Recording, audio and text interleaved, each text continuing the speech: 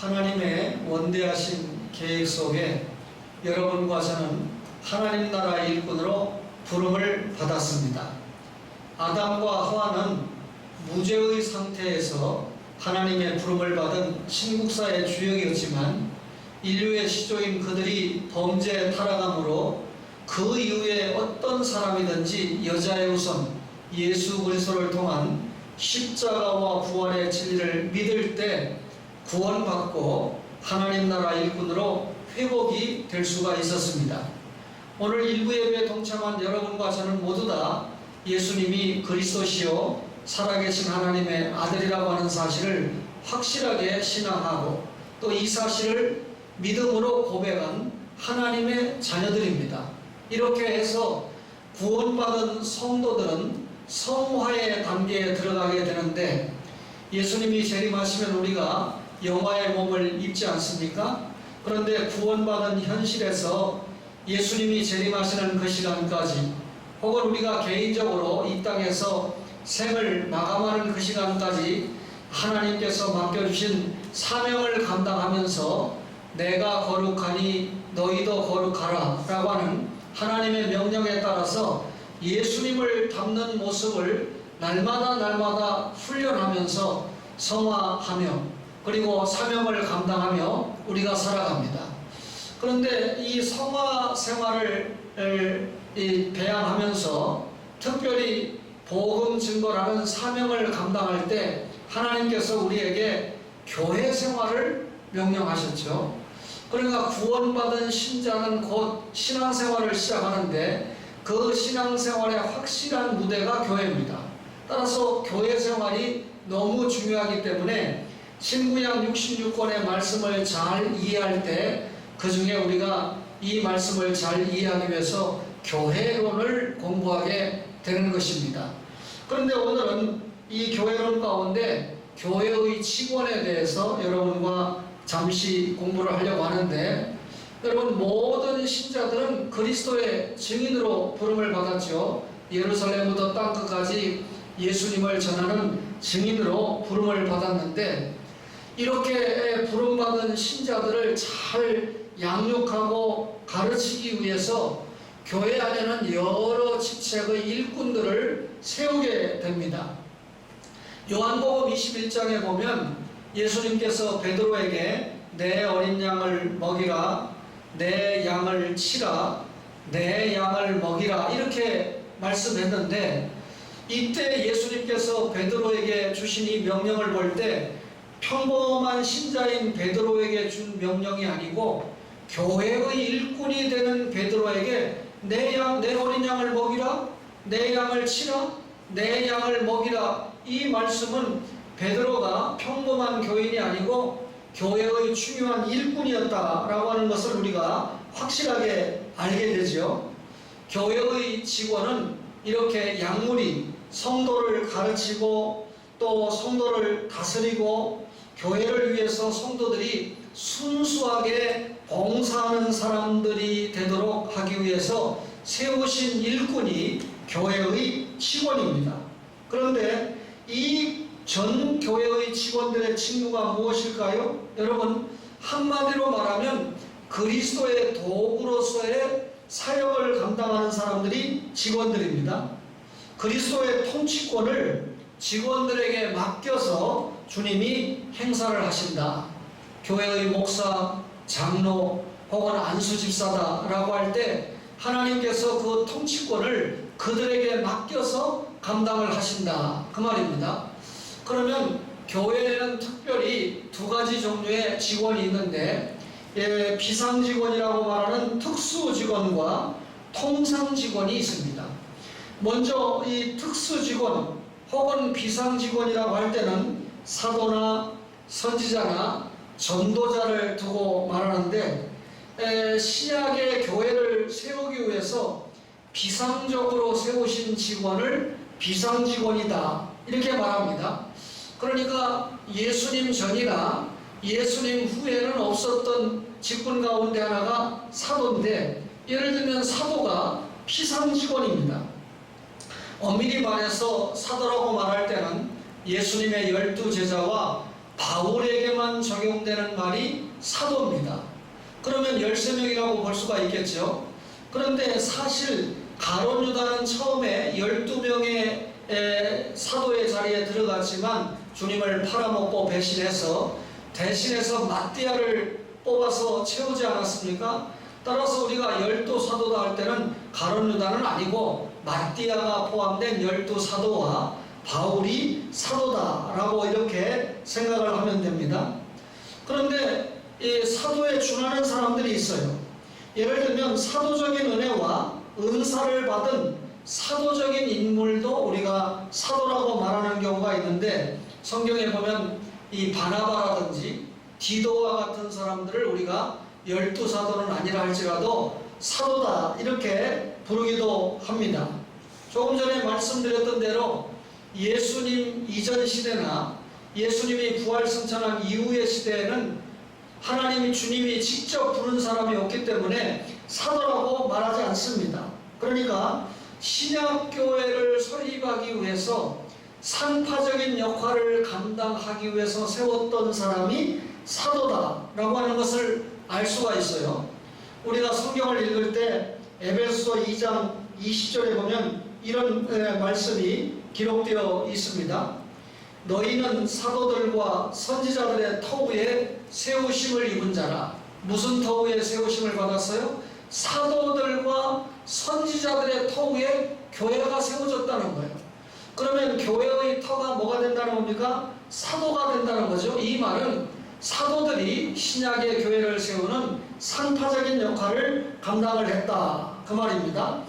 여러분, 이 사도는 우리가 지금까지 여러 차례 말씀을 들었지만 어떤 사람을 사도라고 할까요? 예수 그리스도께서 직접 불러준 사람들이 사도입니다. 베드로, 안드레, 야고보, 요한 이런 사람들은 예수님이 길을 가시다가 물고기 잡고 있는 어부들을 직접 부르시지 않았습니까? 바울 같은 경우도 다메섹 도상에서 부활하신 주님이 직접 불러주시지 않았어요? 이렇게 그리스도께서 직접 불러주시고, 그리고 예수님이 부활하셨다는 사실을 목격하고, 그리고 부활의 증인들일 뿐만 아니라 특별히 하나님의 영광을 체험한 사람입니다. 모든 성경은 하나님의 감동으로 됐다는 것을 우리가 믿죠. 베드로 사도가 베드로 전후서 기록했죠. 바울 사도가 13권의 성경을 기록하지 않았습니까? 이렇게 사도들은 하나님의 영광을 체험했을 뿐만 아니라 이적의 권능을 행하고 뿐만 아니라 자신들의 사역에 풍부한 하나님의 복을 체험으로 남긴 자들이 사도다, 이렇게 말할 수 있습니다. 이렇게 비상직원 가운데 대표적인 사람이 사도인데, 엄밀하게 말해서 12제자 외에 바울 외에는 사도가 없다, 이렇게 보고 있는 것입니다. 그런데 여러분, 교회가 이미 설립되고 신구약 성경이 정경으로 완전하게 완성이 기록된 후에는 사도적인 권능이 따로 필요 없기 때문에 오늘날은 사도가 없습니다. 목사는 사도가 아닙니다. 다만 사도들이 감당하고 있는 일을 계승해서 감당하는 것이 목사가 사도들이 하는 일을 하고 있다라고 하는 해석은 가능하지만 목사가 사도 아니고 목사가 선지자 아닌 것이죠. 근데 여러분 생각해 보세요. 로마 천주교회는 오늘날 이 교황이 베드로 사도를 계승하고 있다 해서 현재 266대 교황을 두고 있지 않습니까? 또 성공회 체제인 영국 감독교회도 자신들이 사도들을 계승하고 있다 그러면서 영국교회 감독들이 사도의 계승자다 이렇게 말합니다. 그러나 지금 말씀한 대로 예수님 이후에는 사도는 없습니다. 따라서 사도의 정신을 잇는다든지 사도들이 하는 일을 계승해서 감당한다든지 하는 표현은 어울릴 수 있으나 우리가 베드로 사도를 이은 266대 사도 교황이다, 이런 사도들을 계승한 감독이다 이렇게 말하는 것은 곤란하다 그 말이죠. 두 번째 비상직원으로 여러분에게 설명할 수 있는 것이 오늘 읽은 성경 말씀에 선지자가 있습니다. 교회에 대해서 교훈을 말하도록 특별한 은사를 받은 사람들이 선지자인데, 오늘 에베소서 3장 5절에 보면 이런 말씀이 있습니다. 이제 그의 거룩한 사도들과 선지자들에게 성령으로 나타내신 것 같이 사도들과 선지자들에게 성령으로 나타내서 계시를 주셨다, 그 말이죠. 그러면 이런 선지자들의 역할이 무엇일까요? 선지자들은 우선 예언하는 역할을 했습니다. 여러분, 사도행전 27절을 한번 11장 27절을 한번 보실까요? 여러분들이 한 번쯤 들어보고 읽어본 말씀인데, 이런 말씀이 있습니다. 그때 선지자들이 예루살렘에서 안디옥에 이르니, 선지자가 예루살렘에서 안디옥에 이르렀습니다. 그 중에 선지자 중에 아가보라 하는 한 사람이 일어나 성령으로 말하되 천하에 큰 흉년이 되리라 하더니 글라우디오 때에 그렇게 되니라. 이 말씀을 보면 선지자가 무슨 일을 합니까? 예언하는 일을 하죠. 장차 어떤 일이 일어날 것이다 예언하는데, 저도 선지자적인 역할 한번 해볼까요? 예수님이 틀림없이 재림하십니다, 이렇게 예언한 겁니다. 그런데 선지자가 중요한 한 사명이 예언하는 일을 감당했고, 뿐만 아니라 선지자가 권면하는 일을 감당했는데, 사도행전 15장 32절에 보면, 여러분이 잘 들어보세요. 유다와 실라도 선지자라. 유다와 실라가 선지자인데 여러 말로 형제를 권면하여 굳게 했다. 이 선지자인 유다와 실라가 성도들을 여러 주님의 말씀으로 권면해서 그들의 믿음을 굳게 세웠다, 이런 표현이 있잖아요. 그러니까 선지자는 권면하는 역할을 감당했습니다. 뿐만 아니라 선지자가 계시를 받는 일을 했어요. 아까 읽었던 에베소서 3장 5절은 그 말씀 아니겠습니까? 다시 한번 읽어드릴까요? 이제 그의 거룩한 사도들과 선지자들에게 성령으로 나타내신 것 같이 다른 세대에서는 사람의 아들들에게 알리지 아니하셨으니 그랬습니다. 선지와 사도들에게는 직접 하나님께서 성령을 통하여 저들에게 계시를 주었고, 그들이 받은 계시를 기록했으니까 모든 성경은 하나님의 감동으로 된 것이라는 말씀이죠. 따라서 선지자들이 하는 중요한 일 가운데 하나가 하나님 앞에 계시의 말씀을 받아서 어떻게 했습니까? 그 계시의 말씀을 받아가지고 신자들을 권면하고 신자들의 믿음을 굳건하게 세우고, 그리고 성령에 따라서 하나님의 말씀을 예언해주는 사명을 감당했던 사람들이 선지자다. 그러면 사도와 선지자는 무엇이 다를까요? 사도는 하나님이 직접 부르셨습니다. 그리고 사도는 하나님의 말씀을 기록했습니다. 그러나 선지자는 하나님이 직접 불렀다고 하지 않고 또 그들이 성경을 기록했다는 기록도 없습니다. 이런 차이가 있죠. 분명한 것은 사도들을 도왔던 협력적인 사역을 감당했던 비상 직원이 선지자다라고 하는 것을 알 수가 있습니다. 비상 직원 가운데 오늘 본문에 전도자가 나오잖아요. 여러분, 성경은 12제자와 바울을 수행하고 또는 돕는 사람들을 언급하고 있는데, 이 사람들을 전도자라고 했습니다. 사도행전 21장 8절에 보면 전도자 빌립이 전도자라고 했어요. 그리고 베드로를 도왔던 마가가 전도자입니다. 또 바울이 아들과 같이 여겼던 디모데나 디도가 바울을 도와서 전도자의 역할을 감당했던 사람들이잖아요. 넓은 의미에서 그들을 우리가 사도라고도 하지만 좁은 의미에서는 이들을 성경에 기록한 대로 바울 사도를 도와서 전도했던 디모데와 티도와 같은 사람들을 우리가 전도자다, 이렇게 이야기합니다. 사도 바울은 자신이 사도라고 하는 것을 고백할 때 뭐라고 고백했습니까? 갈라디아서 1장 1절에 보면 사람에게서 난 것도 아니다. 내가 받은 사도직은 사람이 나에게 준 것이 아니다. 오직 예수 그리스도와 하나님 아버지로 말미암아 사도가 되었다.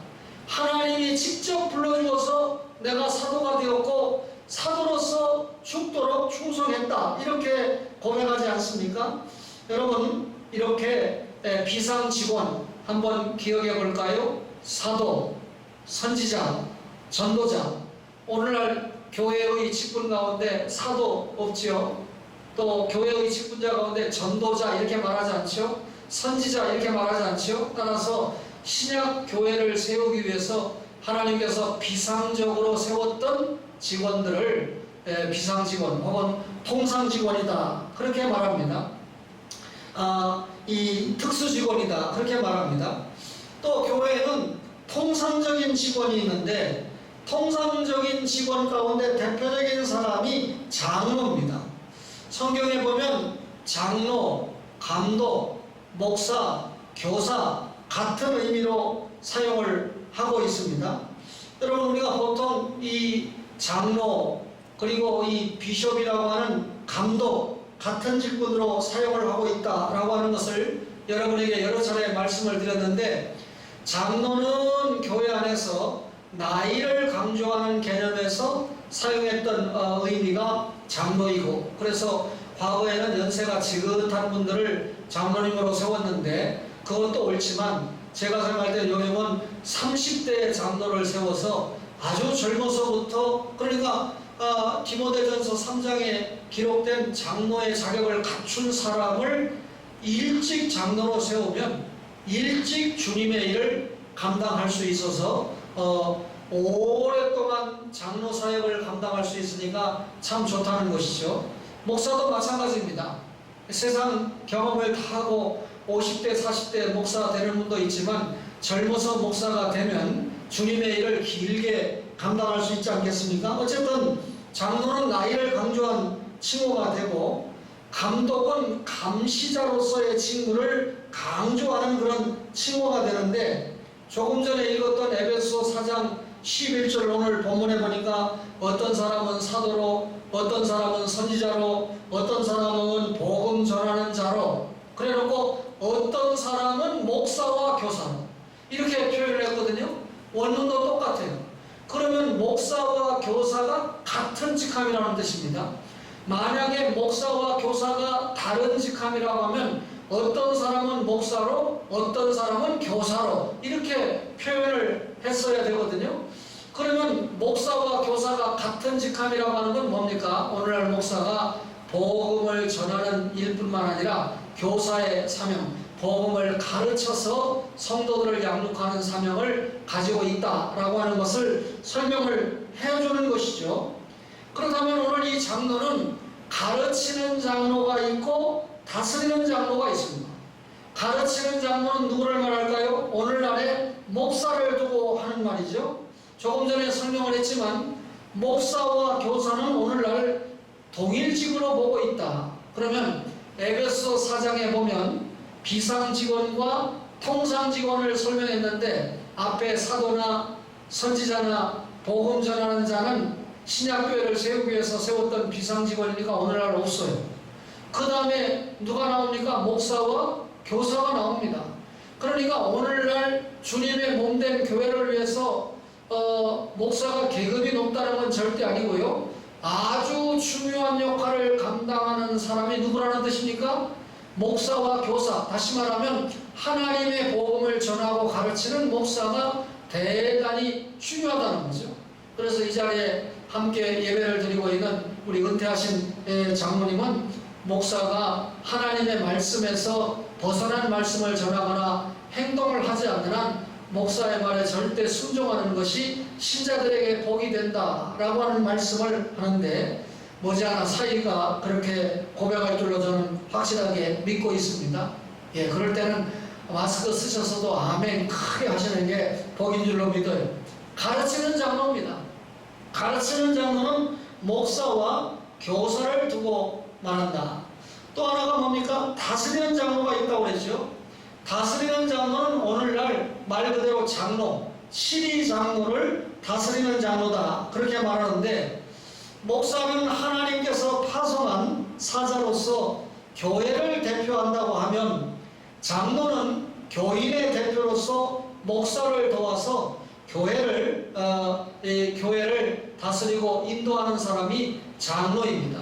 그래서 꼭 그 표현이 정확한 건 아니지만 그래도 비슷하게 표현을 한다면 목사는 교회의 대표가 되고, 그러니까 대외적으로 우리 교회를 대표할 때는 담임 목사 누구누구 해서 우리가 알리게 되죠. 그리고 장로는 교인의 대표가 된다. 그렇게 우리가 이해할 수 있습니다.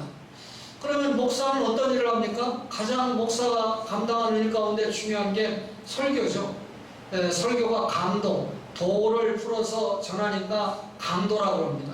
그래서 신학교를 졸업하면 강도사가 되잖아요. 강도사가 됐다는 말은 하나님의 말씀을 가르치고 전할 자격을 취득했다, 그 말입니다. 그리고 이제 일정한 기간이 지나면 목사가 되잖아요. 목사가 되는 것은 하나님의 말씀을 전하고 가르쳐서 양들을 본격적으로 목양할 자격을 갖추었다, 그런 의미가 됩니다. 그러면 목사가 자격을 갖추어서 가장 잘 감당해야 될 일이 자나깨나 신구약 66권을 바르게 해석해서 하나님의 말씀을 여러분들에게 전해주는 이 일이 가장 중요한 사명입니다. 그러니까 목사가 가장 바빠야 되는 게 설교 준비하는 일에 가장 바빠야 되죠. 그런데 행정하는 일에 바쁘고 또 다른 일로 바쁘다 그러면 우선순위를 바꾸게 된 것이죠. 이 설교를 제가 강조하는 이유는 여러분들이 목사에게 설교를 준비할 수 있는 여건과 환경을 만들어주는 것이 중요하다. 그러니까 재정관리는 재정부에서 해주고, 또 교회관리는 또 관리부에서 해주고, 이래서 이런 재관적인 문제는 다 여러분들이 스스로 감당해주고, 목사는 평안히 하나님의 말씀을 준비해서 전하고, 성도들의 가정에 필요할 때 신방을 해서 기도해주고 신령한 사역을 감당할 수 있도록 돕는 것이 여러분들의 역할이라는 거죠.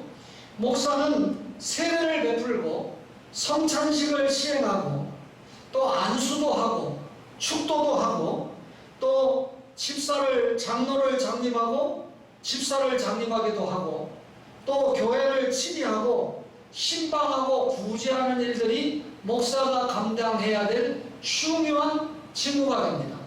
그러면 가르치는 장로는 그런 일을 감당한다고 하면 오늘날 장로에 해당되는 다스리는 장로는 어떤 일을 할까요? 여러 가지 일을 감당하지만 우선 장로는 목사에게 안수할 수 없습니다. 우리가 장로 임직식이 있을 때, 안수식이 있을 때 한 분 장로님이 나오셔서 안수하는 것은 장로가 장로를 안수할 수 있지만 신학 공부를 마치고 주님의 종이 되겠다고 하는 목사를 장로가 안수하게 하는 일이 없습니다. 또 장로가 세례를 베풀 수 없습니다. 또 장로가 성찬을 베풀 수 없습니다. 또 교회의 치리하는 일이나 재관 신령한 일은 장로가 감당을 합니다. 그러니까 교회 안에 하나님의 영광을 가리고 교회의 덕을 훼손하는 그런 일들이 발생했을 때 이런 일들을 치리하고 인도하는 신령한 일에 관계하는 것은 장로님이에요. 그러니까 성도가 아프다든지 성도가 시험에 빠져 있다든지 또는 잘못된 행위를 하고 있다든지 할 때 장로님들이 얼마든지 신방해서 교인을 대표해서 권면하고 저들을 인도하고 회복시키기 위해서 애쓰고 하는 이런 일들이 장로님이 감당할 일들이다, 그 말이죠. 그러면 이 가르치는 장로와 다스리는 장로인 이 목사나 장로, 소위 당회를 구성하고 있는 분들이 대단히 중요한 분들인데 아무나 목사가 되고 아무나 장로가 되면 안 되잖아요.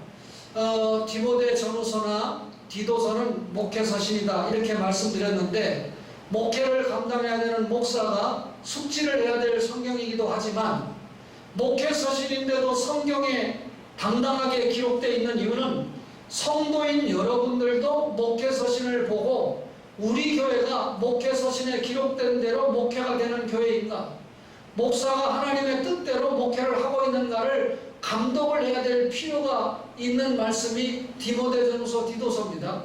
그 성경을 보면 디모데전서 3장 1절로 7절에 보면 목사와 감독, 그러니까 가르치는 장로와 다스리는 장로의 자격이 쭉 열거가 되는데 그 열거된 가정에 보면 자기 집을 잘 다스려야 된다, 한 아내의 남편이어야 된다. 한 아내의 남편이어야 된다, 이 말은 무슨 말입니까? 성결한 뭡니까 순결을 지키는 성결한 그런 사람이어야 장로가 될 수 있다. 그 말 아닙니까? 이 말씀들을 딱 볼 때 뭐 장로의 자격이 공부를 많이 해야 됐다거나 권세를 많이 가지고 있어야 되거나 혹은 돈이 많아야 되거나 그런 말씀이 없어요. 이 말씀을 아무리 들여다봐도 내릴 수 있는 결론은 신앙 인격이 탁월한 사람이 장로가 될 수 있다. 따라서 목사가 신앙 인격이 좋아야 되고 장로가 신앙 인격이 좋아야 됩니다. 그래서 늘 자기에게 맡겨진 양무리들을 생각하고 교회를 생각하는 그런 신앙 인격적인 모습을 늘 보여야 되는 거죠. 교인들에게 인기가 좋은 분들은 신앙 인격이 좋아야 돼요. 이 자리에서 제가 밝혀서 죄송한데 제가 논문을 썼는데 제 논문에 대해서 굉장히 시비를 했던 부산의 한 장로님이 있어요. 그러니까 제 논문은 역사라는 게 인물 중심으로 엮여져 가지 않습니까? 특별한 한 인물만 중심으로 역사를 편파적으로 기록했던 이 교단에 제가 송상석 목사님을 바르게 연구를 해서 그분도 이 교단에 중요한 역사를 남겼고 기록할 만한 가치가 있는 분이다 라고 기록을 해서 균형을 잡았거든요. 그런데 반대편에 있는 한 장로가 제가 잘못된 기록을 했다고 정치적으로 얼마나 저를 괴롭혔는지 모릅니다. 그런데 우리 스승인 이상규 교수님이나 이복수 교수님도 그분에게 직접 전화를 받고 공격을 받고 신재설 목사 글 지지해주고 그리고 책에 추천사 써주고 그런다고 공격을 했다는 거예요. 그런데 두 스승이 전혀 끄떡하지 않았죠. 박병식 목사님은 늘 걱정했어요. 그런 장로 때문에 제자가 후반부에 또 어려움을 당할까봐. 그런데 제가 여기서 한 말씀만 드리겠습니다. 최근에 제가 알았던 일인데 그 장로님이 자기 교회에서 원로 장로의 자격을 갖췄는데 그분이 임기가 끝났을 때 그 교인들이 투표하자 그래가지고 투표해서 원로 장로가 되지 못한 유일한 사람입니다. 더 이상 제가 얘기 안 해도 무슨 말인지 알겠죠? 예. 보통 한 교회에서 20년 이상 시무를 하고 65세 이후에 은퇴를 할 때 교회가 우리 장로님이 참 수고했습니다 하고 원로 장로로 추대를 하면 노회가 그대로 인정을 해서 그분을 원로 장로다 이렇게 칭호를 붙여주는 겁니다. 그런데 한 교회에서 20년 이상 11조 드리고 주일 성수하고 충성한다고 했는데 그분이 은퇴했는데 교인들이 원로 장로를 거부한 겁니다. 이분은 우리 교회의 원로 장로가 될 자격이 없습니다. 그 말이죠. 그분이 저를 그렇게 공격을 했으니까 여러분 제가 최근에 그 사실을 알고 그러면 그렇지 이 사람아 장로 일이나 똑바로 하고 나를 공격할 일이지. 여러분 의인은 반드시 고난받게 돼 있어요. 제가 의인이라는 말이 아니라 그러나 역사를 전공한 저로서는 전후 역사를 다 보고 있기 때문에 하나님의 말씀에 신실하지 않으면 반드시 어느 순간에 자신이 심판을 받거나 가족들에게 어려움이 닥친다라고 하는 것을 확실하게 보고 있는 것입니다. 여러분 다스리는 장로, 가르치는 장로, 신앙 인격이 탁월해야 된다. 집사도 여러분 이 통상 직원인데요. 장로가 통상 직원이죠. 집사가 통상 직원인데 집사의 자격에 대해서는 디모데전서 8장 3장 8절부터 13절까지 나오는데 집사는 디아코노이 한마디로 말하면 봉사하는 사람이라는 뜻이에요. 예루살렘 교회가 7 집사를 왜 뽑았습니까?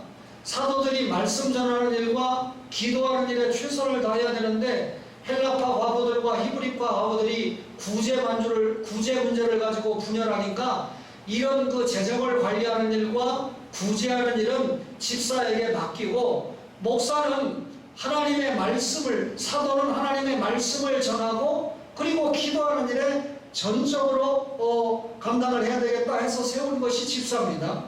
그래서 집사는 교회 재정관리와 구제하는 일을 감당하는 것이 집사가 감당해야 될 일입니다. 이렇게 해서 세움을 받은 집사를 우리가 장립집사 혹은 안수집사 이렇게 이야기하죠. 장립 집사와 안수 집사도 종신직입니다. 항정직입니다. 그렇기 때문에 장로와 같이 임의로 내가 좀 기분 나쁘다 나 집사 안 합니다 하고 임의로 사면할 수 없습니다.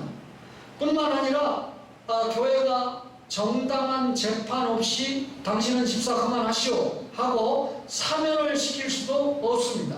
그만큼 장립 집사가 중요한 이 위치에 있는 사명을 감당해야 될 직분이다 그 말이죠. 이렇게 통상직원에는 목사와 장로를 포함한 감독이 있고 그리고 안수집사가 있습니다. 그런데 이렇게 안수집사들이 집사로서의 사명을 잘 감당하는 것을 확장시키기 위해서 봉사를 확장시키기 위해서 세운 집사가 서리집사입니다. 그러니까 서리집사는 교회의 필요에 의해서 일년직으로 세웠기 때문에 여러분 그 집사의 임기는 1년입니다. 올해 서리집사로 임명을 받았는데 가게가 내년에 서리집사로 임명을 안 해버리면 그 사람은 집사님이 아닌 것이지요. 따라서 이런 직원을 교회가 임시직원이다 이렇게 말하는데 교회의 임시직원에는 전도사도 들어갑니다. 이 담임 목사가 필요해서 뽑아 쓰는 사람이 전도사라는 거죠. 그러니까 전도사의 임기가 12월이 돼서 교회가 더 이상 필요하지 않다 싶으면 임명하지 않으면 그걸로 끝나는 겁니다. 그래서 저를 살아가는 이 부산 이 동서대학교회의 전도사를 사명을 감당했던 전경숙 전도사님은 전도사 사역을 감당할 때는 제가 깍듯이 전도사님으로 호칭을 했는데 지금은 은퇴하고 다시 전도사직을 사임하고 권사로 돌아갔어요. 물론 그분은 교회가 필요 없어서 전도사 그만해라 그게 아니고 이제는 연세가 어느 정도 됐으니까 후임 여전사님에게 제가 또 잘 아는 김영경 연사님에게 바톤을 넘기고 그리고 대학에 관계된 역사관을 관리하는 일을 해줬으면 좋겠다 해서 지금 역사관을 관리하는 권사님으로서 사명을 감당합니다. 이렇게 교회가 필요에 따라서 임명하는 분이 전도사고요. 전도인이고 그리고 남녀 서리집사가 되는 것입니다. 그러니까 전도사님들이 꼭 목사가 이제 더 이상 필요하지 않습니다 하는 그런 마음을 가질 때 장로님들을 쫓아다니면서 정치를 하고 다른 수단을 발휘하는 것은 전혀 이것은 이 신앙 인격에 있어서 문제가 나타나는 것이다 라고 하는 것을 보여주는 역사죠. 이런 역사가 우리 교회도 있었어요. 그런데 다른 교회는 다반사입니다. 그러니까 부산 지역에는 여전도사님을 아예 안 쓰려고 그러죠. 신방 가가지고 자기 사람을 만들고 그리고 그만둘 때 분란을 일으켜서 교인들 데리고 나가고 쫓아내고 이런 일들이 생기기 때문에 여전도사님을 안 쓰려고 해요. 제가 이런 일을 왜 강조합니까? 우리 교회는 여전도사님이 한 분뿐인데 이 여전도사님은 정반대이기 때문에 여러분에게 제가 격려를 계속 해드리고 순종해달라는 의미에서 이런 감정을 하는 겁니다. 준직원이 있어요. 준직원은 뭐가 준직원이냐면 강도사와 목사 후보생이 준직원입니다. 신상훈 전도사 같은 경우는 우리 교회 전도사로 계속 있었다고 해도 준직원이 아니에요. 임시직원이지. 교회가 필요할 때 전도사로 임명하고 당신은 교육전도사로 필요 없다면 해임해버리면 끝나는 겁니다. 그러나 신학교를 졸업한 이 강도사 미안합니다. 목사 후보생이니까 신전도사도 해당이 되네요. 그 말을 방금 바꿀게요. 신학교에서 공부하면서 목사가 되기 위해서 준비하니까 목사 후보생이네요. 강도사와 목사 후보생을 준직원이라고 그러는데 이 준직원은 개인적으로는 교회 소관입니다. 그러니까 교회 당회가 이 전도사와 강도사를 관리를 합니다. 그러나 원소속은 어디에 돼 있습니까? 앞으로 노예가 관리를 해서 이들을 강도사하고 또 목사로 임하지 않습니까? 따라서 관리는 교회가 관리하기 때문에 신상훈 전도사가 고려신학대학원에 다닐 때 1년에 한 번씩 이 시차를 경유해서 노예 허락을 신학 개소 허락을 받아야 돼요. 그러니까 신학교를 다니다가 갑자기 용서하세요 이혼을 했다든지 갑자기 무슨 이 친구가 술을 먹다가 걸렸다든지 그런 거 변화가 생기면 노예가 어떻게 됩니까? 신학 개속을 허락하지 않으면 아무리 신학교 교수가 용서해주고 그를 받고 싶다고 해도 신학교를 다닐 수가 없다는 것이죠. 그만큼 노예가 철저하게 관리를 한다 그 말입니다. 오늘은 교회의 직원, 비상 직원과 통상 직원에 대해서 살펴보았습니다. 하나님의 말씀 생각하면서 찬송